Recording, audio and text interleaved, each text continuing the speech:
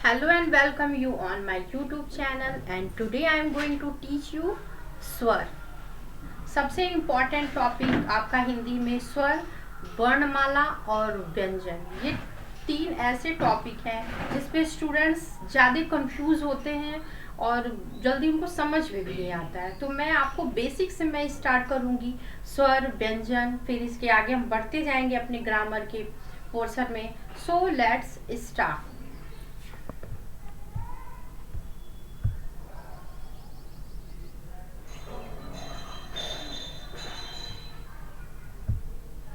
सो dear students, आज का हमारा पहला क्वेश्चन है स्वर कहते किसे हैं। ठीक है, स्वर कहते किसे हैं और इसके कितने प्रकार हैं। स्वर किसे कहते हैं और इसके कितने प्रकार हैं। तो आइए देखते हैं कि सबसे पहले हम स्वर की परिभाषा को समझ लेंगे। स्वर की परिभाषा क्या है, फिर उसके प्रकार के बारे में हम डिटेल से जानेंगे।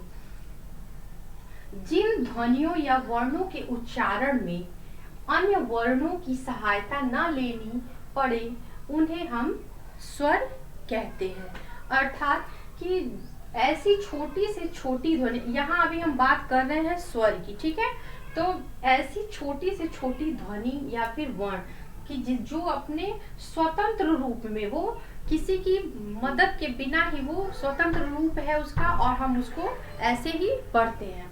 तो जिसे कहते हैं अ, आ, छोटी ई, बड़ी ई, छोटा ऊ, बड़ा ऊ, री, ए, ओ, अंग और आहा।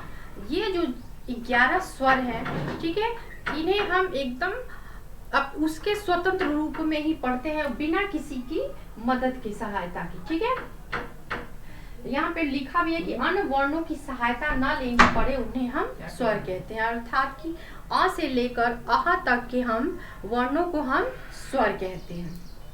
आइए अब इसके कितने भेद या प्रकार होते हैं जान लेते हैं। स्वर के 3 भेद होते हैं। पहला ह्रस्व स्वर, दूसरा दीर्घ स्वर और तीसरा प्लुत स्वर।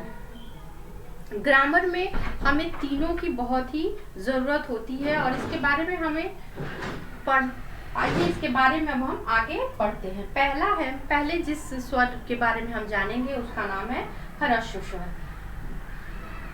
ह्रस्व स्वर की परिभाषा है जिन स्वरों के उच्चारण में कम से कम समय लगे उन्हें ह्रस्व स्वर कहते हैं। इसका मतलब हुआ कि जो 11 हमारे स्वर हैं, टोटल हमारे कितने स्वर हैं? टोटल 11 स्वर में से अब उसी 11 स्वर में से हमें कुछ ऐसे वर्णों को छांटना है जिसको बोलते समय कम से कम समय लगे और हम उसकी पहचान कर ले। जैसे आइए देखते हैं, अ में हमें कम समय लगता है। फिर आ में थोड़ा सा ज्यादा समय लगा, यानी कि अ हमारा ह्रस्व स्वर है और आ ह्रस्व स्वर नहीं है। छोटी ई और बड़ी ई, तो हम छोटी ई क्या ह्रस्व स्वर हो गया और बड़ी ई दीर्घ स्वर हो गया। तो अ हो गया, छोटी ई हो गई, छोटा ऊ हो गया और री हो गया। ये 4 ऐसे स्वर हैं जिनका कम से कम समय, जिनको बोलने में हमें कम से कम समय लगता है।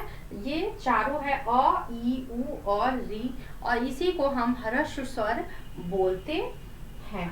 हिंदी में कुल 4 ह्रस्व स्वर है जिन्हें हम मूल स्वर भी कहते हैं। ये चारों अ, ई, ऊ और री, ये मूल स्वर के भी नाम से हिंदी में जाने जाते हैं। ठीक है, आई होप स्टूडेंट्स कि आपका ये स्वर का कॉन्सेप्ट क्लियर हुआ होगा और ह्रस्व स्वर के बारे में भी आपको पता चला होगा।